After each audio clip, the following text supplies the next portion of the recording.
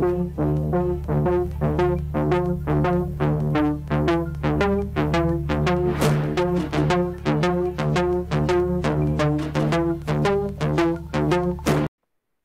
we're here this afternoon with the very famous Brien Foerster and the very beautiful Marie Wheatley. Hello, people. Hi, Karen. Hi, Brien. Very honoured, obviously. Good day. Yeah, very honoured to have you with us, Brien, because I know that you're very busy and all the things that you do, all the trips that you're doing again now. And obviously Maria's become a really good friend to me. Oh, great. Yeah, we've met up a couple of times, so that's been very nice. So it's always good to have new people and new friends. Yeah. So, I bet you Maria's got some questions to ask herself in a minute. But Brien, what are you doing? What have you been doing?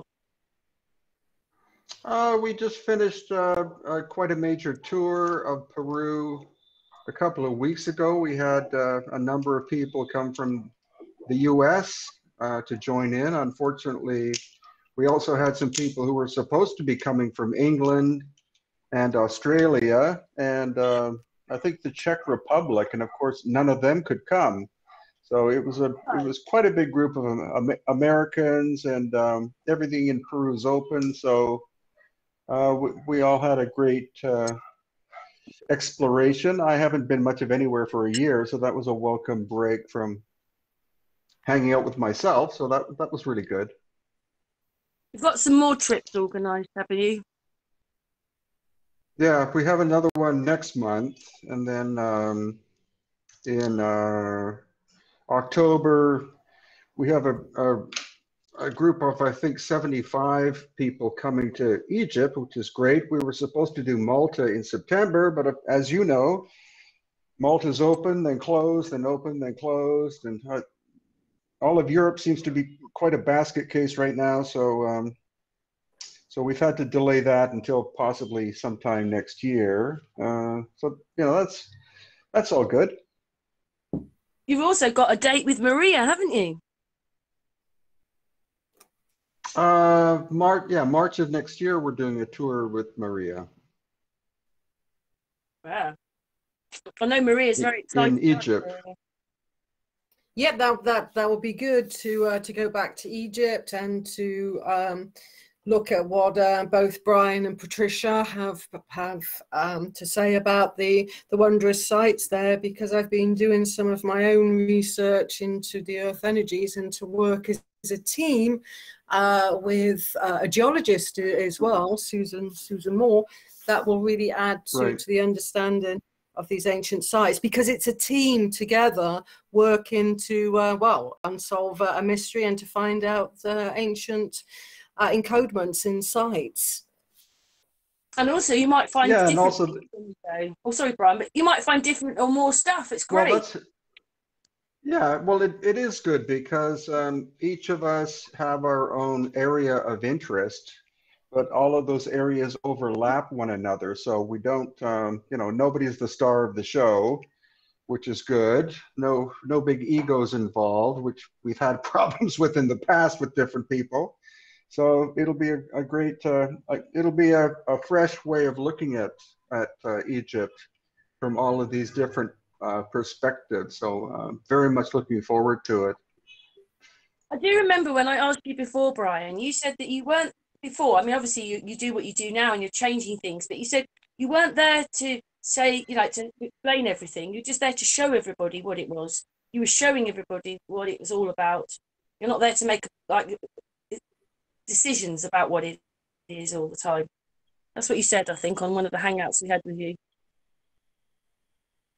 Yeah, what I mainly talk about is what I can't tell you who did the megalithic stuff is my key area of interest, though I do have respect, of course, for the dynastic people. But what I talk about is, I can't tell you who did it, but I can tell you who could not have done it. And that's the dynastic people could not have done some of the monumental architecture that we especially see around Giza and farther north. So yeah, this will be a great experience. Egypt is completely opened up. their COVID cases are quite low. You don't have to wear a mask anywhere. Patricia's been based there for 13 or 14 years, so she's, you know, very well grounded in terms of what's going on there. So it's going to be another great experience. Yeah, I can't wait to see it. Even though I have to wait a bit of time, but I can't wait to see it all. Then, Maria, do you want to ask Brien anything?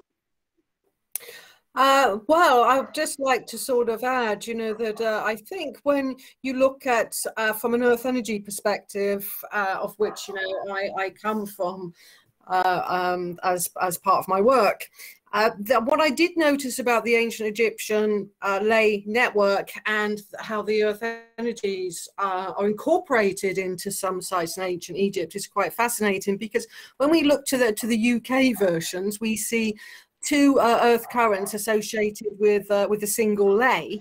So you've got like a yin current and a yang current associated with the ley line. That's called a ley system, and that was discovered way back in the 1980s by Hamish Miller and Paul Broadhurst, both of whom I have doused with many years ago. And it's the late Hamish Miller. Whilst in Germany and places, you tend to have a ley associated with three currents. And that quite prevailed right across Austria and the Germanic lands, as it were. And I noticed a very similar context in ancient Egypt, where you have one ley with three currents associated with it, which is quite intriguing and slightly different to what's been discovered in England, but certainly has been recognized in Germany by master dowsers there. So it'd be really good to go back and really explore what my initial findings were to confirm that they are very similar systems in their own right. Oh, Brian's thinking there.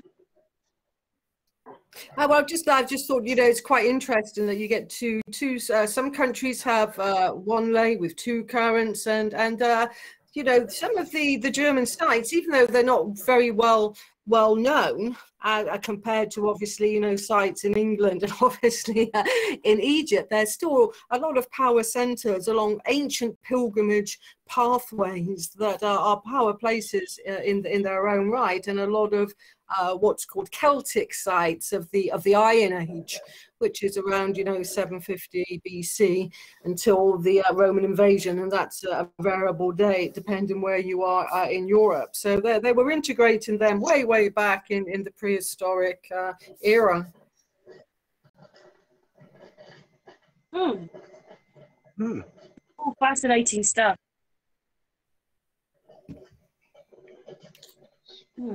Yes, and with some other finds that I've had as well in the area that may interest Brien and those that are listening. It was recorded in the kind of northern Stonehenge environs about 100 years ago or so now, a very unusual skull finding. And I've been kind of researching that because from the antiquarian report and the later 1930s report, which is more accurate actually because it looked into it in a little bit more detail through more modern eyes, it sounded very similar to what's called Lloyd Pye's Star Child in the way that it was described, although it was the whole skeleton that was found in a very unusual burial position. So I think, you know, even though we all think that we know a particular area, you know, be that Stonehenge or Egypt, there's always something new and exciting that just, you know, that we can still find, research, and try to look at through our own eras of understanding and what's to date. So I think I've discovered certainly one of the most unusual burials in the Stonehenge environs. Yeah, Maria, explain to Brien about the body a bit, because you said that it had something extra on it. Yes, I mean, going through again through one report, it mentioned that the skull was very similar in description to the Star Child. The whole skeleton was there. The bones seemed to be seemingly the same as the others, because there was associated with the burial, there were 3 other long-skulled people that were huddled together, like almost like holding each other in a circle, with the stranger find in the middle. And that's actually unprecedented in the Stonehenge environs. The normal burial practice in that area was placing a skeleton in what's called the flexed position. That's tying the body to look like it's in the fetal position. That was very common at Stonehenge. Elsewhere, like Avebury Henge, has a very famous Neolithic monument called the West Kennet Long Barrow. Then you would have perhaps a whole body placed in there in the flexed position, but more normally the skull and the long bones. And that wasn't the case in this burial. And on the inside of these people holding each other was the unusual description of the skull, full body and with quite a tail as well, which, you know, is very unusual. But it seemed that they were revering this person in the middle, to have been placed right in the center of a long barrow. Normally, in a long barrow burial, it's to one end of the wider opening, if you will, of a long barrow. That's where you normally get the burial finds. Brien? Yeah, that's intriguing. And like what Maria says, no matter how many times you go to an ancient place or area, there's always something else to be discovered, whether it's recent excavations or local contacts you meet up with.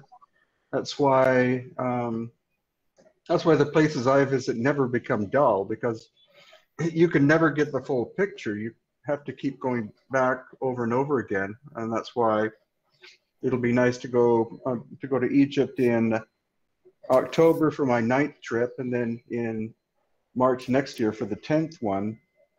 There's always more, and by March of next year, the Grand Egyptian Museum at the Giza Plateau should be open. So that'll be one of the preeminent museums in the world, the largest single one building museum in the world is that one, which they're finally finishing off now. So that'll be very exciting to see. Yes, I think that's going to be a spectacular museum, and I think it's going to be very well put together, and will be, you know, a really great place to have a look around. Because again, you can go to a museum once. It's a bit like what Brien says about the landscape. You can go to a museum once and miss something, and then you go again and almost see something else. And that's what I really do like about the ancient landscape. Each time that you go there, there's something else that calls you or grabs your attention in a little bit of a different way than previously visited. I just ask you, Brien, when Maria said that this body might have had a tail on it, what does that say to you then? Gee, I don't know. That's very kind of odd, but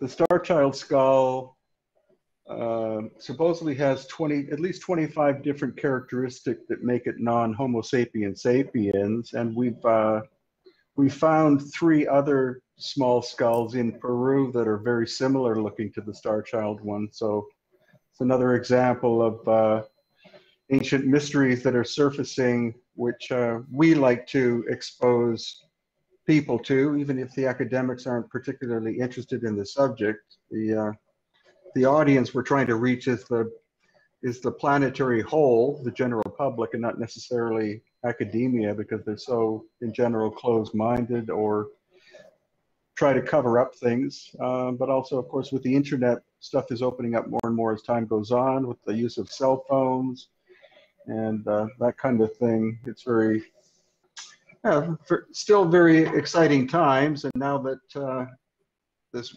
1.5 year problem we've all been experiencing is starting to dissipate, then it opens up the possibility to do all sorts of other things as time goes on.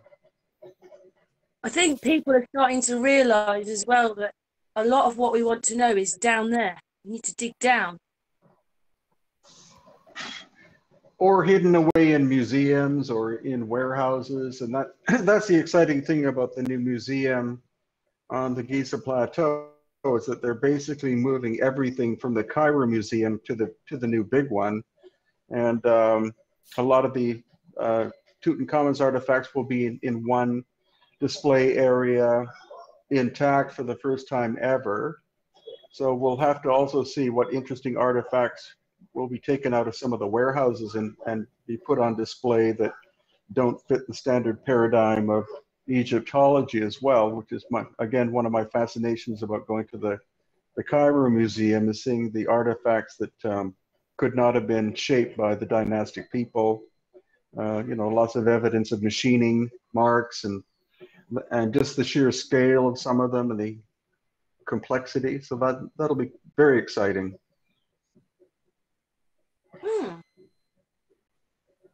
Yes.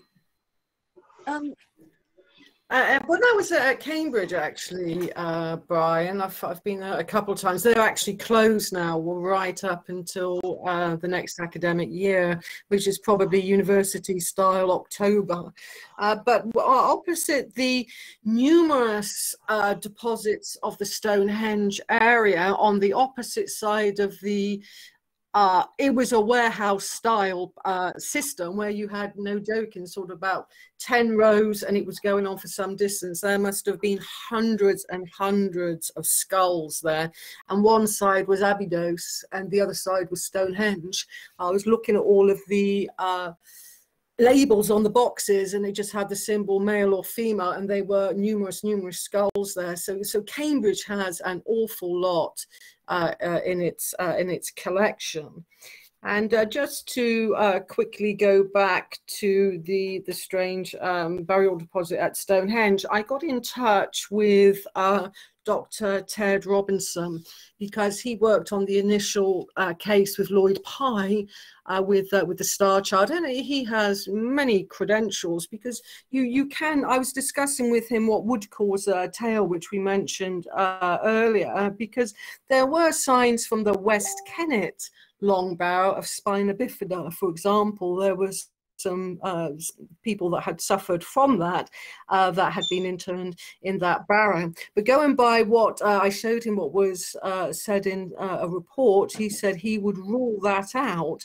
And he said even though that his father, because his father was a doctor as well as him, was present at one unusual birth of a human, obviously, which had a tail and had a lot of hair, almost fur-like, didn't live that long. So he said rule out spina bifida and rule out hydrocephalic conditions that can cause a skull to bloat. So it is strange that out of all of the and I've read, incidentally, all of the archaeological reports of all of the burial deposits in Stonehenge and the Avebury environs. I've read them all. And what's different between Stonehenge and Avebury, for example, is Stonehenge is the largest Bronze Age and Neolithic cemetery in Northwest Europe, compared to other areas in Europe and Avebury. So like I said, it's when something becomes so unusual, that's when I think something stands out to me. Oh, definitely.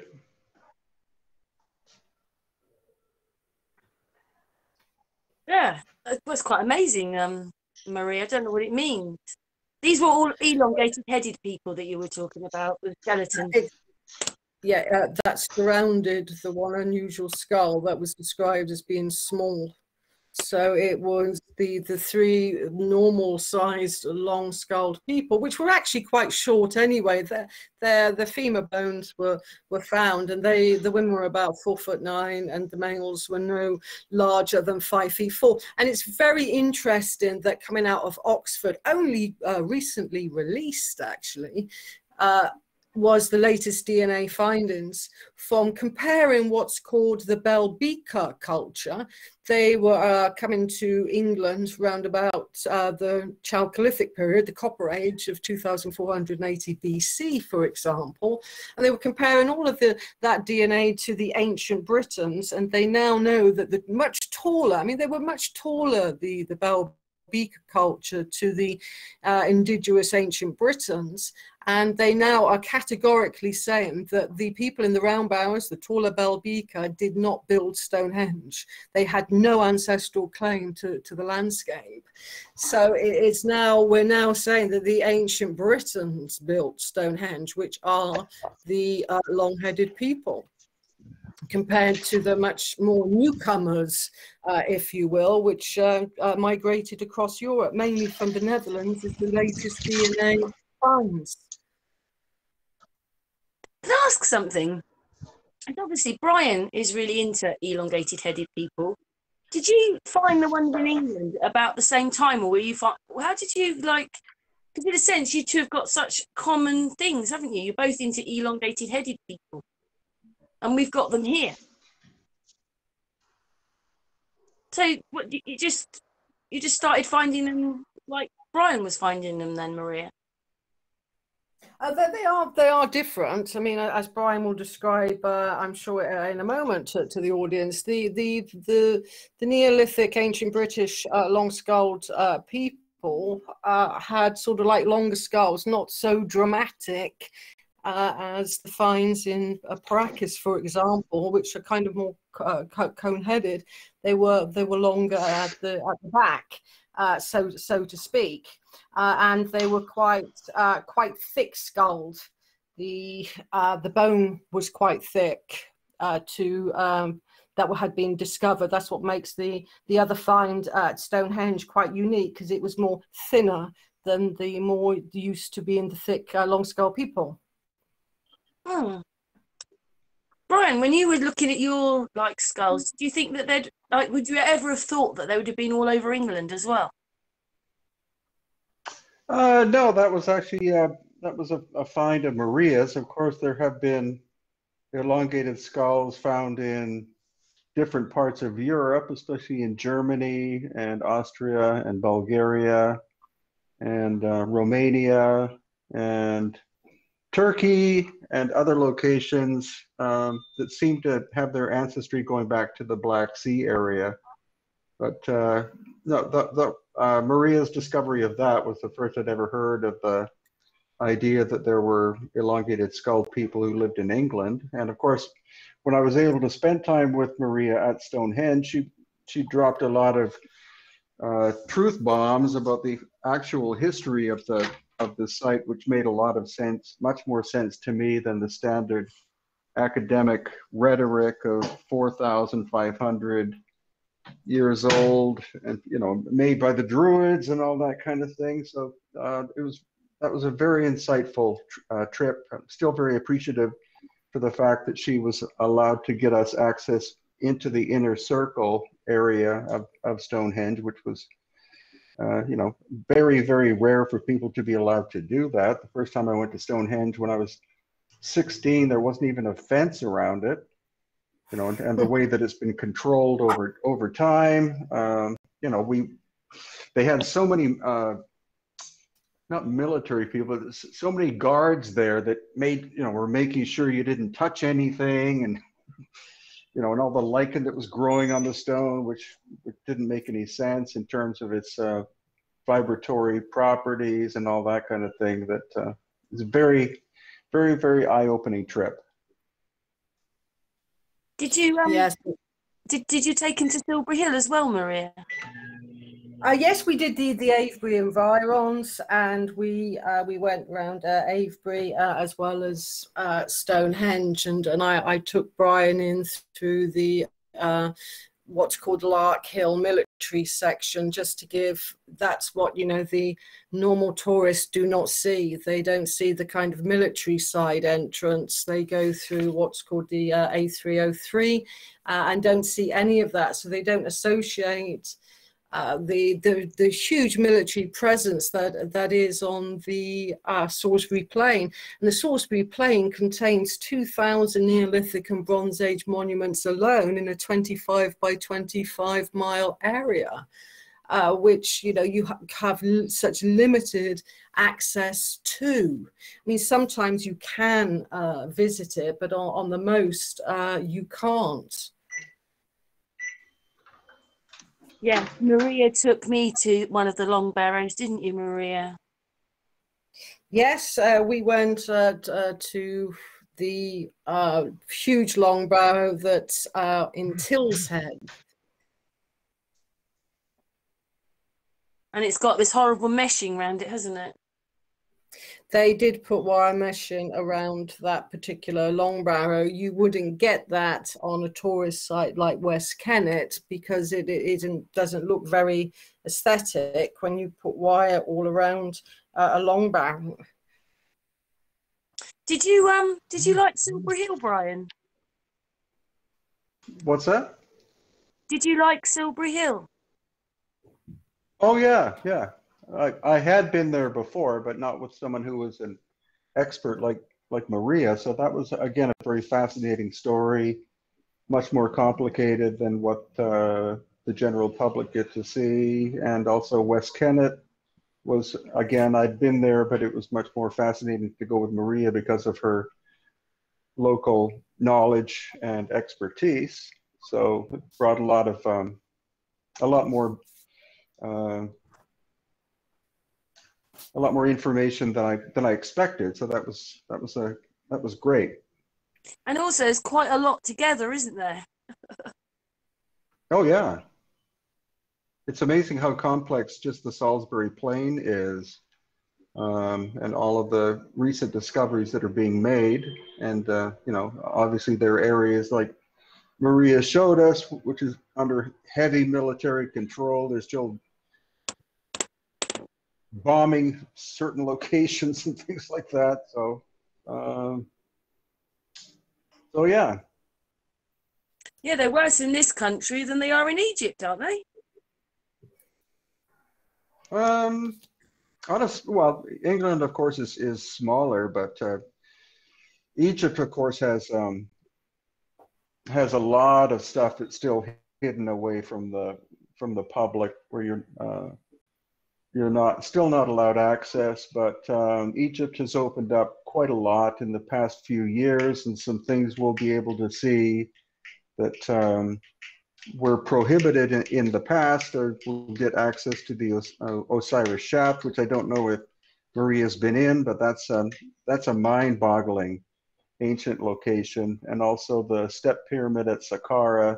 They've opened up the underground aspect of that to the general public, which was never allowed before. And it's amazing. There's quite a long hallway under the pyramid that you get to walk through to the center, and then you look down and there's a giant shaft that goes down. And I've heard from some archaeologists there that there is quite a vast tunnel system. One tunnel, even Zahi Hawass admitted, goes on for 1.5 miles. So that's obviously very, very complex and interconnects with other ancient tunnel systems in Egypt. So Egypt's opening up as time proceeds, and I haven't been there for almost 1.5 years, so that'll be quite exciting. We had to cancel our March tour because Peru was still in lockdown, and if I went to Egypt, as soon as I came back, I'd be putting quarantine in a hotel for 2 weeks, which I refused to do. So we had to cancel our March 2020 tour,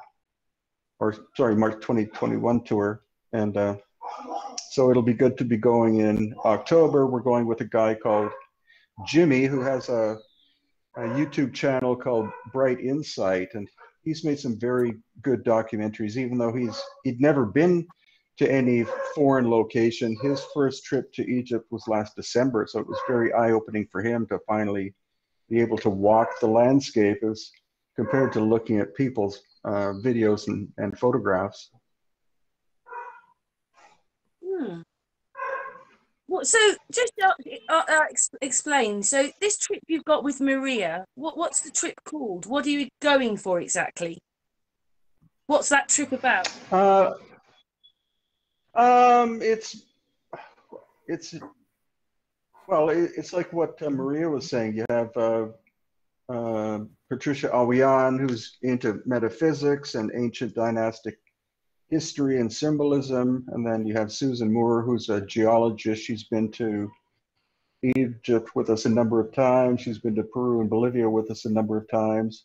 Then you have Maria with the energy and ley lines and dowsing aspect, and then my look at the difference between the dynastic structures and the pre-dynastic structures. So, you know, altogether, it's a great mix of knowledge.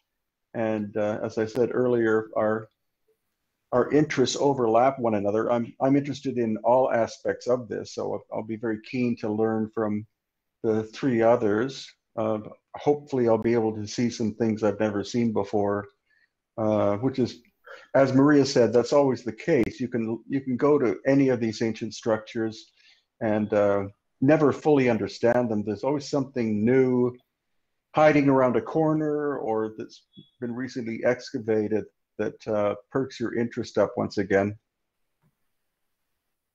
Hmm. And it sounds fascinating, that network underneath the step pyramid. I mean, a tunnel system, you know, especially a mile and a half long. That is truly fascinating. So that was always kind of closed off when I've been there. Actually, on the a couple of times I have been there. So that will be amazing to explore that. And the shaft, the Osiris shaft. I've never been there either, although I did watch one of your videos on it, Brien, is the closest I've got to it thus far. Yeah, and we'll have to see what else is going to be opening up. Actually, we're going into the Osirion at Abydos as well. That's normally prohibited, but it's like with any of these places, you get special permissions, which means that you spend, I think, somewhere between $2,500 and $3,000 for rental of the facility for 2 hours.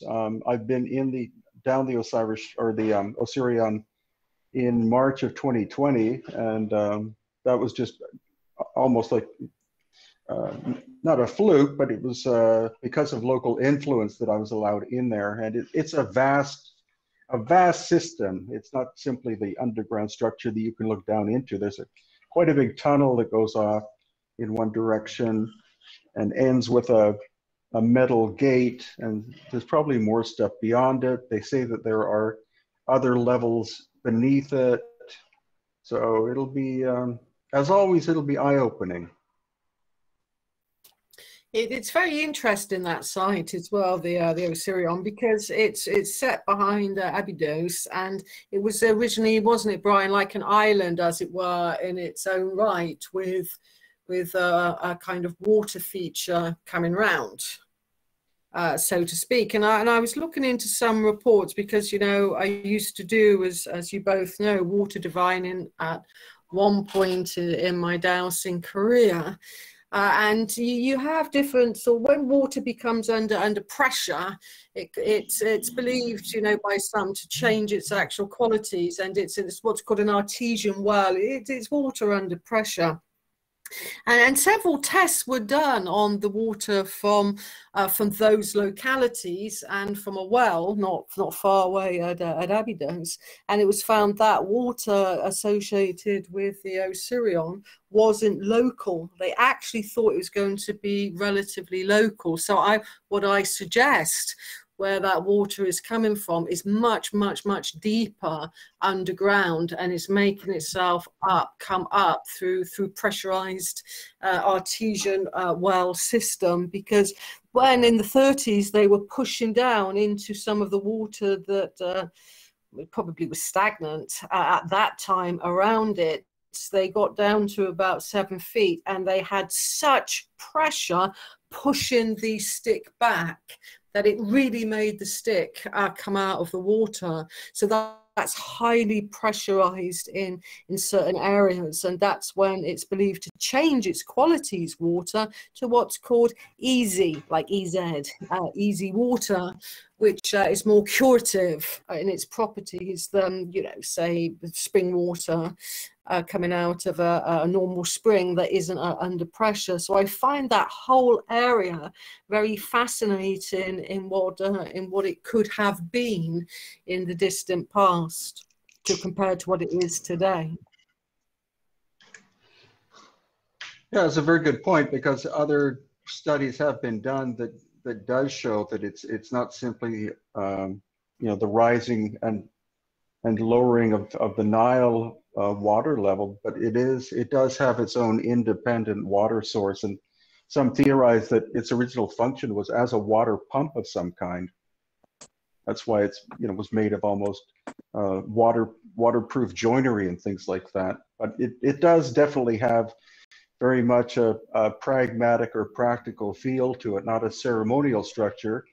And Seti the First Temple, which is the giant complex right next door, you can tell that when it was being constructed during dynastic times, that they actually had to change the angle of its execution to miss the Osirion, which proves the Osirion was there much, much earlier than the Seti the First Temple. Yeah, that's a really good point. And it even looks very different in, you know, architecture. Everything about it just rings that it's from a different era anyway. I mean, in my sort of like a humble opinion about it. So I think as well, being associated with artesian waters, then that would have been the thing again about, you know, artesian water is when it comes out under that kind of pressure, it is really very pure. So it's a kind of even different from well water. You can have two types of well water, and if one is artesian, it comes out as a kind of really, really beautiful purity that I think we've kind of had a disconnect with, because once when I did bought an artesian well in chalk and chalk downland, and once all of the kind of chalk and the dirt, if you will, is taken away, and it's the pure water. There's a very old water divining rite where you get the thinnest of glass, you place the water therein, and you put it up to the sunlight, and it glints like a diamond. It's that pure. It really, really does. That's kind of very natural. Deep water under pressure, it is literally diamond clear and can reflect light very beautifully. So I've always, you know, recalled my times with working with artesian water with fond memory of that.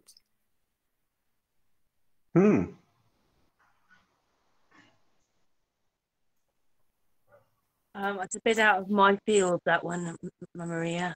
Well, it was just it's about water and well boring. So it's quite, you know, fascinating, because even in the Neolithic period in this area, archaeologists are now identifying very deep wells and very deep shafts, and that goes back to the Neolithic period. So people were water boring then with ease and finding water veins with ease. Yes. History is a little bit different than we think it is, or what we've been told.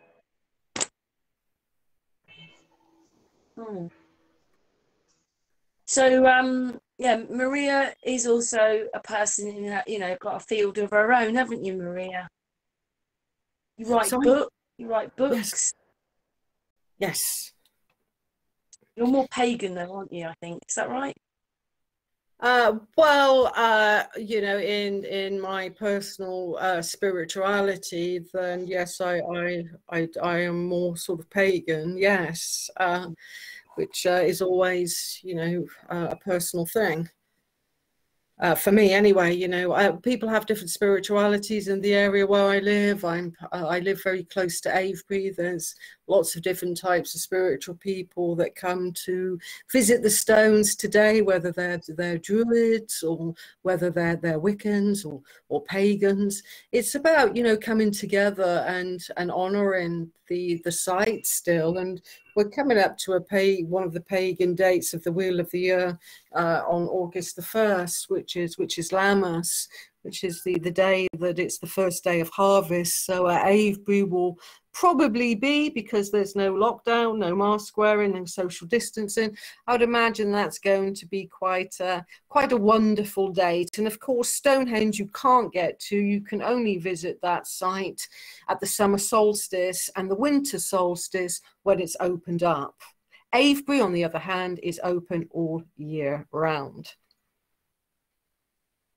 Yes, and you can touch the stone. Me and Marie Wheatley had a picnic next to one, didn't we? We did indeed. Yeah. Well, that's the great difference between Avebury and Stonehenge, is that Avebury is completely, you know, they completely open. You don't have, you know, all these snoopy officials following you around and things like that. Very refreshing compared to the somewhat oppressive nature of what they've done to Stonehenge. Especially as you visited it without even a fence around it before. Well, it's such, that was amazing. I was 16 years old. I was traveling England with a friend of mine, and that's just one of the ancient places I heard about as a child. And so, of course, we wanted to go, and we took a local bus, and then we had to walk, and we got there just as the sun was setting. So it was an amazing experience. We were the only two people there. You know, and ever since then, it's been more and more tightly controlled, including the direction you're allowed to travel around the circle. And of course, the highway there, are they still building the highway halfway through the site? Oh gosh, yeah, that is a very controversial subject at the moment. There is so much opposition. I mean, even in academia, the Stonehenge experts in the archaeological circles, such as Mike Parker Pearson from UCL London University, does not want the tunnel to go ahead. Mike Pitts, the Stonehenge expert for Marlborough here in my hometown, does not want the tunnel, and the farmers don't want the tunnel as well, and they're getting very worried because they see people are going to be camping on the land, protesting. I think it's going to be, you know, a big protest is going to loom in the landscape if that tunnel gets the go-ahead, because nobody really wants it, not even Wiltshire County Council. It's the Transport Minister, Grant Shapps, that he's the one that really wants it to go ahead, as does English Heritage. But if it will disturb a lot of pristine archaeology, that will be a sad moment in time. I mean, Parker Pearson predicts it could be, you know, valuable insight into the distant past that will be ruined for all time. That's the kind of vocal things he's saying at the moment. So it's going to be a big event if they do start digging. I can foresee all of the druids and others and members of the general public becoming very passionate about Stonehenge. Isn't that weird though? That sorry, Brian, 1 second. They try to sort of save all these things, so they tell you, and you've got this one where they want to rip it all up, and the people don't want it. Carry on, Brian. Sorry. No, I very much agree. You know, once you put concrete and asphalt on top of something, it ruins the possibility of future discoveries. They'll probably wind up finding all sorts of artifacts if they go ahead with the tunnel, but it's going to ruin the landscape forever. And I honestly don't see the logic in going ahead with that tunnel. I know people do have a tendency of, when they drive by Stonehenge, of you know, cranking their necks to have a look at it as you drive by, but I don't think that is a good excuse for spending a lot of money on something that will forever damage the landscape. No. Yes, indeed. And just, you know, opposite Stonehenge and up on the south side of the existing road called the A303, where the tunnel would be associated with, you have the most richest burial grounds in Northwest Europe. I mean, the finds in those barrows are spectacular, not just the famous Bush barrow, but more besides. And it's a very diverse area as well. So it's not just what's called bowl barrows. They would look like, you know, normal barrows in the landscape. You have what's called disc barrows there, the largest collection of disc barrows, which predominantly it's believed to have been the feminine style of grave compared to the bowl barrow, but you know, that's questionable. But that's how it's interpreted currently. So it's the most diverse in the area, and just on the kind of southwest side, you have the most spectacular bell barrow that's on the axis line to Stonehenge. That would be associated with the tunnel. Then you have what's called the Wilsford Shaft. I mean, Brien was talking about, you know, a shaft that goes down through Saqqara, the step pyramid. And what's little known in the Stonehenge environs, you do have these massive shafts that go down into the ground that have not been fully excavated at all, apart from, you know, a long time ago, that sometimes by reinvestigating something through a modern era with modern technology and with all of that has to offer, you can get a deeper insight. And that's what a lot of the archaeologists are not just talking about, they're screaming about. This is the most diverse area in Northwest Europe, and you want to put a tunnel through it. I mean, it's, you know, it's ludicrous. Yeah, it sounds ludicrous to me. Well, quite disappointing, really. So why do you think they want to do it then? Well, it's like what Brien was saying. You do get, you know, people with the curiosity factor that slows down the traffic. But I think because it's the main vein, the main route to what's called the southwest, which is Exeter, Cornwall, and the holiday part of the southwest of England, that's the gateway to it. And they think if they do a tunnel, they will speed the traffic up on the A303, and then they will be able to have access to a wider road development heading towards the Wheatley Valley. That's the plan. It's not just Stonehenge. They're going to widen the road, but they will always still filter into a bottleneck somewhere, unless you're going to do, you know, thousands and hundreds rather of miles of road. So it will bottleneck at one point. The idea is get the bottleneck away from that area, and it will just be in another area anyway. So you're not really fixing the problem per se. You put a plaster over something. It doesn't sound very good to me.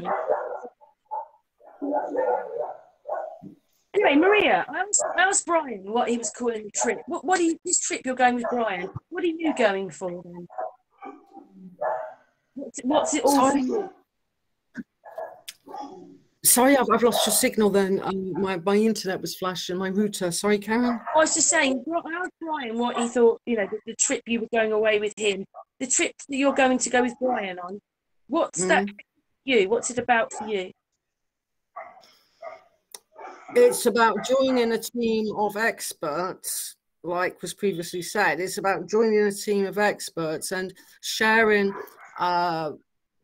ideas of how one sees a place, and sometimes with looking at something through a different discipline other than your own can open up more of a holistic understanding about a place.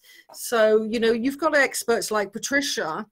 I mean, she lives and breathes ancient Egypt anyway. I mean, she, like Brien said, she's been in Egypt for a long time as living there. And you start to, in my humble opinion, start to resonate to the place. And also we share things in common. So, for example, Patricia's very interested in how the ancients may have associated ancient monuments with seed enhancements for food production. And for the last 2 years, my last year before COVID, obviously, when I was studying at Oxford with Lisa Brown, I've been looking very much into the patterns of Bronze Age farming throughout the southwest of England. And I started to notice pattern after pattern of how not just seed enhancement, but where you would plant in the landscape. So by joining Brien and Patricia and Susan and the team there, it's for me, it's about exchanging ideas as well. And what I love about the guests that come along, normally, and I'm sure, you know, Brien may agree, they come with knowledge as well. And by exchanging all of the ideas, I think we are moving our whole science. And I think we have a science. It's an alternative science. It's alternative archaeology to some regard, but it's science nonetheless. And that can be moved forward in a progressive manner. And like Brien mentioned, if it's in a non-egotistical way and people just exchange, then I believe that we can come closer to the answers of what the ancients actually did there, and try to interpret it. It may not be 100% correct interpretation, but you're getting closer to what the ancients were doing in a particular landscape at a particular time. Is this a different kind of trip then, Brien, really, or all your trips like this? Because I thought you told you had parties of people going on your trips. So this must be a different kind of trip then. Well, each one progressively becomes more interesting and diverse. You know, the focus in general has been on the megalithic stuff in the past, and now all of us are, as Maria was saying, we're trying to look at a more holistic way of looking at it. So that's why it's good to have different experts in different disciplines come together and discuss all of these different facets together. I'll be intrigued to see if the energy lines are different in southern Egypt as compared to the more northern areas like the Giza Plateau, the difference between energy lines around the Giza Plateau and other megalithic monuments as compared to the ones around Thebes, which are more of the dynastic time period. Karnak, of course, will be fascinating for that because we have quite clear evidence that it's several thousand years older than dynastic Egypt, that like many of the sites, the dynastic people found them and then built structures around a megalithic core, which is what we find in lots of places in different parts of the world. So that'll be very intriguing. Also, it's always good to have a geologist because she can be much more specific in terms of being able to figure out where the actual stone originally came from, which is something that Egyptology doesn't have a tendency to look at. They just say, well, if it's sandstone, it probably came from here. If it's limestone, it came from there. If it's granite, it came from here. So yeah, Susan always has great insights about where the source material came from, and that, you know, stupefies a lot of people because in some cases you're talking several hundred miles from the quarry to the actual location of where the monument was constructed.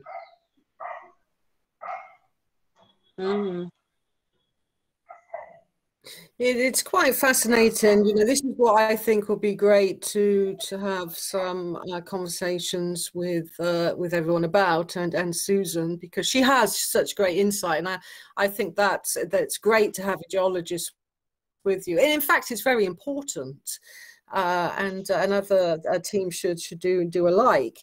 But from an energy point of view, then when you do get sort of more softer material such as chalk or limestone for energy to flow through anyway, whether it's a line or an earth current or whatever, it does flow in a particular style through soft geology, and it really does change the more that you get to a harder substance, you know, be that granite or something like that. So I think the different cultures were adapting certain architectural styles through how energy flows through particular substances that have geological influences, and that was recognized by the very early water diviners in the Victorian periods of this area, because one went around the world, unbelievably so, in the Victorian era, and he was the first to report all the different types of geological influences on different types of water veins. But it doesn't stop at the water veins that can influence earth energies, not identically, but similar to, which has been noticed by myself and master dowsers such as Tom Graves and the late Hamish Miller as well. So again, you know, putting everyone's heads together, as it were, you'll come up with some new insights into the landscape. And it'll all be documented, won't it, Brien?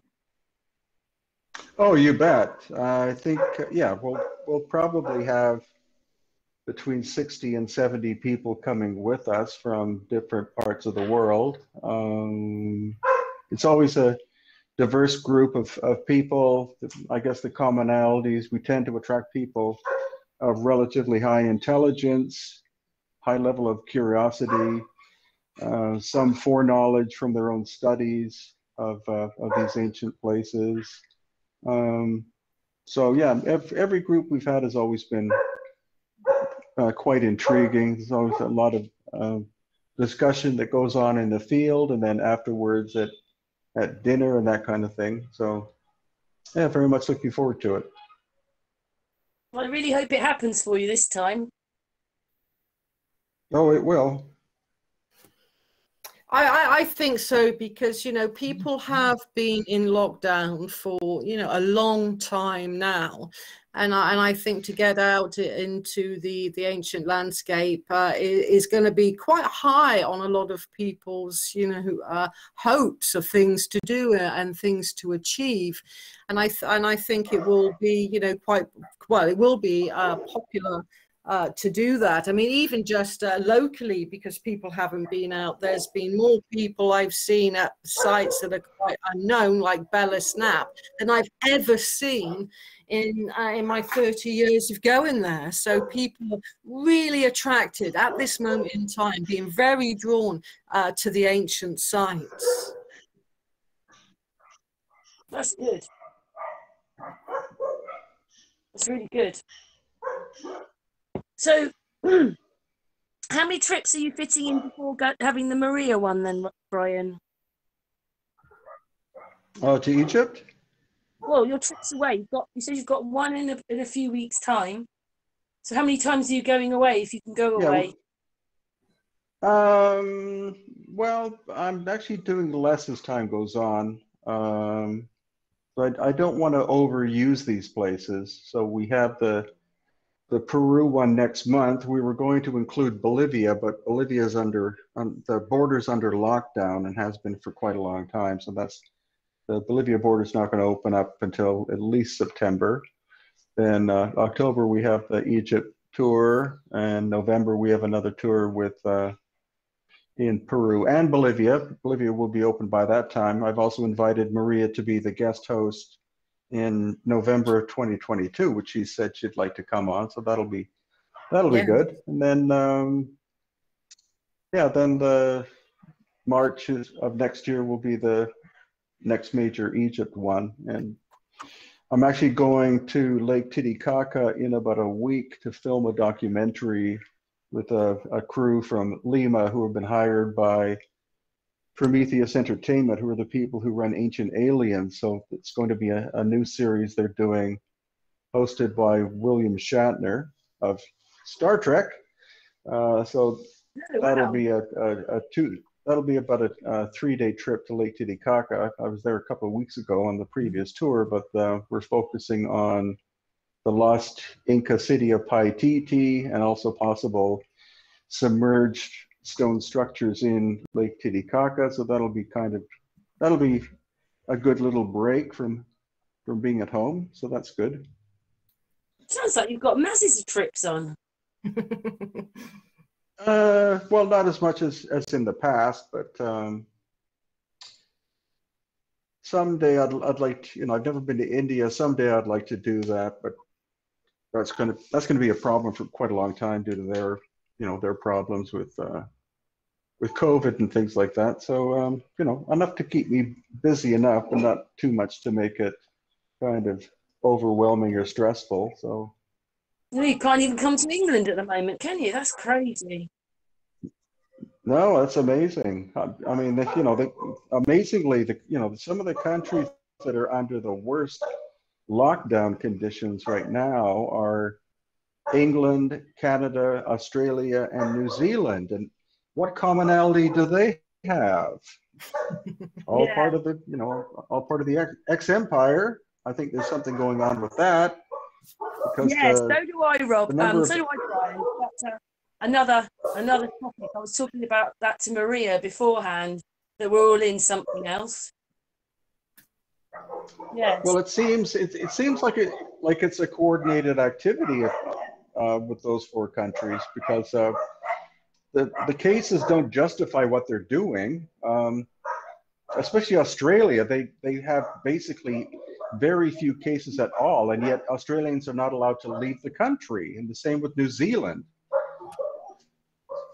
So just and Canada, you're not allowed.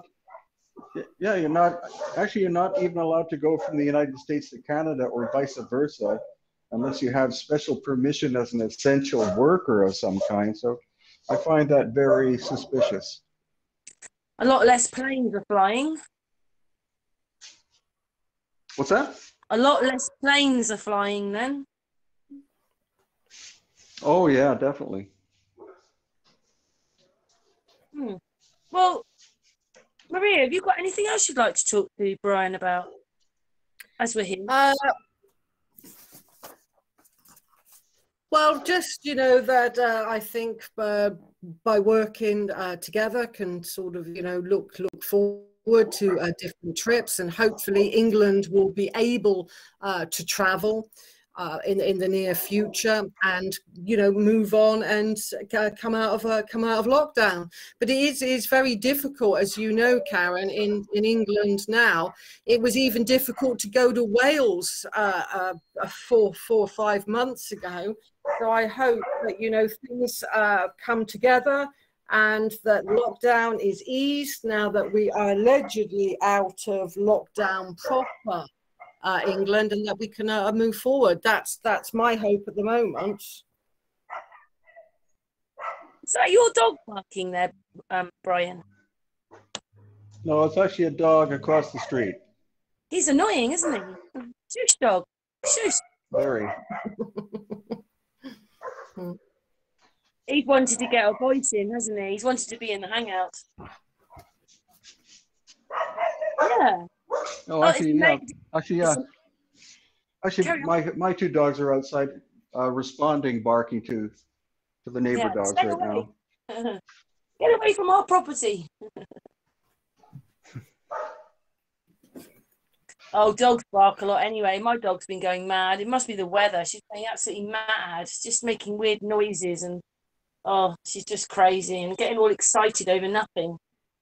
Animals are funny things sometimes. Don't know why. Brian, is there anything that you'd like to look into that you haven't looked into yet, or have you covered everything that you wanted to?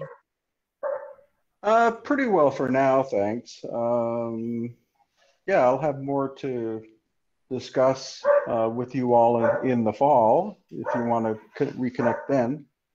Oh, that'd be great. I'm sure Maria would like that. And hopefully my book is near to conclusion, Brian, which I know you kindly said that you do the forward for, and it is going to be looking at, you know, Stonehenge completely differently. And I'm working with an animation team from Seattle to the Stonehenge that we all think we know because it's iconic. We all do. There's a lot of archaeology there that suggests that there were different features there. And I'm going to be showing that is not the Stonehenge that the ancients built. There are missing features. And through animation and through obviously the research that I've done, we're going to show Stonehenge for what it was in its original pristine position in the landscape, as well with other monuments that have been found. So I'm looking forward to that, and that should be done around the fall. And next year it is the British Museum are supporting everything Stonehenge, and it's going to have a huge exhibition of, like what Brien was saying, in Egypt, they bring out artifacts that are associated with the site that may not have been seen previously. So that will be exciting to reconnect. Shame it wasn't on great. show then for us to see. Sorry? Shame it wasn't on show for us to see in the first place. Well, you know, it is English heritage. Even on their website, I recently had a discussion with Mike Parker Pearson, and we both say it's a nonsense. Yeah, even Parker Pearson is now saying, I don't think it looks like what English heritage is saying. They just missed out a lot of features if it doesn't fit into the model that Professor Richard Atkinson said was how it looked like. And he went by a particular antiquarian that said it looked like that, but the archaeological evidence that was unearthed in the 1930s questioned that, but it was never addressed. No, it was probably why it's got a big military thing around it now, so that you can't do that anyway. You can't just dig anywhere if it's a UNESCO site anyway. You know, you have to have good reason. So they can only excavate at Stonehenge what has been previously excavated, rather than do a pristine dig, as it were. So you could get the authority to do that, but you'd be going over an older excavation anyway. That makes sense. That's how it works with UNESCO in the British Isles. Well, they don't even want to tell the truth about Silbury Hill, do they? No, no, that's, again, there's lots of different ideas, about dates and construction, as it is with lots of sites around this area. Brien, when you go out, do you find that there's a lot of history about the places you're going to, or not enough? I'm sorry, but what? What?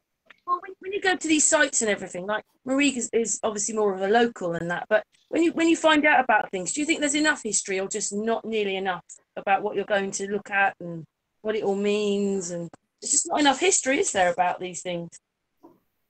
Well, there's not enough being discussed about the possibilities of what these places were, how old they actually are. There's been a lot of information that's been covered up about all of these places we're discussing. So that's part of my job through traveling and through, I guess, doing the YouTube videos, is to expose the public to, you know, some people call it alternative history, but I think it's actually real history, because we're trying to, you know, on a scientific basis, we're trying to get to the bottom of the truth about this stuff, rather than the stories we've been told by specific groups of academics, which are very insufficient. Yeah. I mean, that's the thing. I really do feel that's a really good phrase, actually, the real archaeology, because I have been using alternative, and it's about getting to, that's quite inspiring. It's about getting to the reality of the situation. And again, I think if, you know, you question, and people are, and people do, and you question, was it built in that area? And sometimes, you know, it's clearly that it wasn't.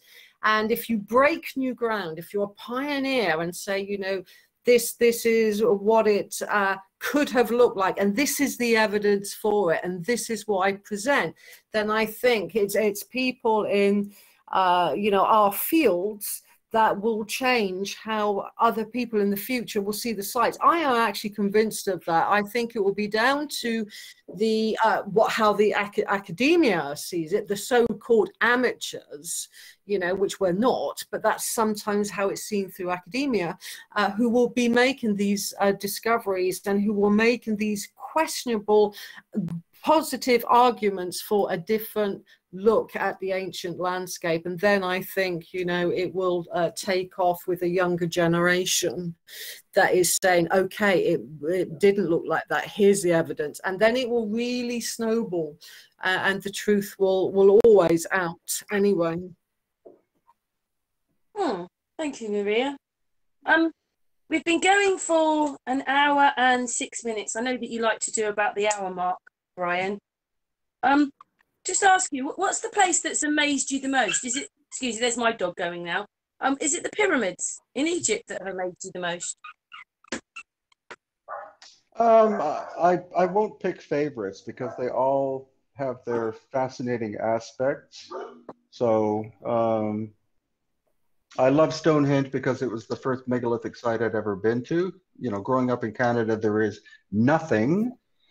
And so that was great. I wanted to go to Egypt ever since I was very young, and I was fortunate because Stephen Mailer 9 years ago invited me to go on a tour with Christopher Dunn, who's a British American engineer who wrote the Giza power plant. So he was probably the first to have great insights about the fact that the dynastic people couldn't do a lot of the major projects that academics say they did.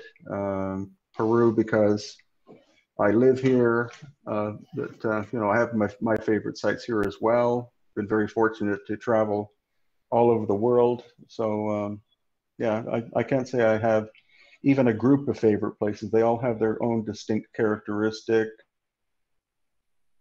And it's through independent research that we're coming to a much better understanding. You know, for example, again, Stonehenge, standard idea that any radiocarbon tests come up with an age of 4,500 years, whereas Maria told me that there have been independent people who have been able to take charcoal samples and date back to 12,000, which makes a lot more sense to me.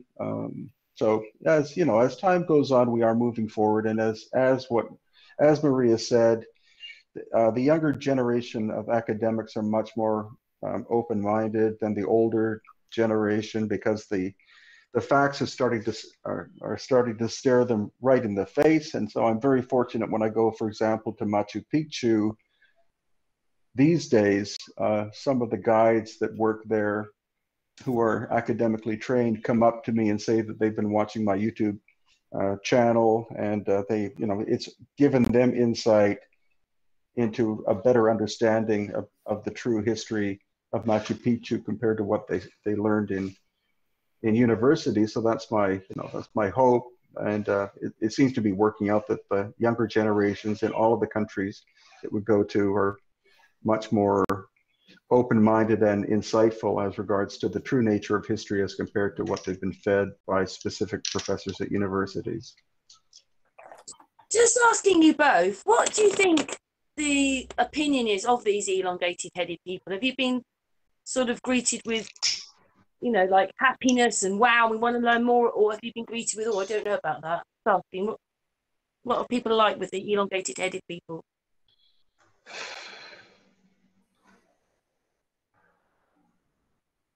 Brien. Well, for me, in Peru, my study is starting to be restricted now because of pushback from the certain people in the Ministry of Culture. We did do quite vast DNA testing of 20 different skulls and came up with results that did not make the academics here very happy, but that's why I made YouTube videos for the general public to watch instead. So in future, I'll be able to do more study of them. Since I live in the area where the Paracas people live, that I'll be able to probably view specimens from private collections and things like that. So my study of them definitely isn't over. It's just doing this through academic circles looks like it's finished, which is fine. It, you know, it was useful for a certain period of time, and now it's, you know, it's time to do much more independent work with private collections as compared to trying to get access to public or university or state-controlled collections. Mm. Mm. What about you, Maria? In England, of the academics that I know, mainly at Oxford, I have a good contact in Oxford, actually, that I've studied under for 3 years. They just don't accept that they were the ancient Britons. And what I've got recently, because prior to lockdown, the lockdown was looming, so I didn't get to finish my final year that I paid for, actually. We had to then go online. It's not the same, so I gave the opportunity, because I knew it was looming, to just download as much as I could from libraries and get access to different sources, which I went through, you know, in lockdown. So now I have all of the dimensions of all of the body size. Before, I just had the skull size. And in going through the kind of measurements, which these were anthropologists that did these measurements that, you know, Oxford catalogued, then the appearance of the elongated skulled people is definitely not how we are in proportion to our bodies. It's completely different. When I presented that to my then tutor, it was, well, where did you get these measurements from? Well, from you, from the organization, the institute.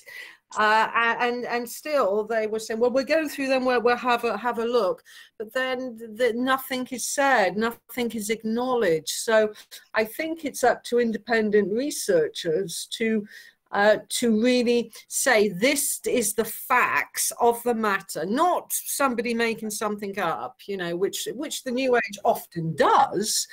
But these are the facts. This is what the anthropologists have left behind. And that's what I'm doing now. I'm going to show the ancient Britons who built Stonehenge, and their body proportions were completely different to our own.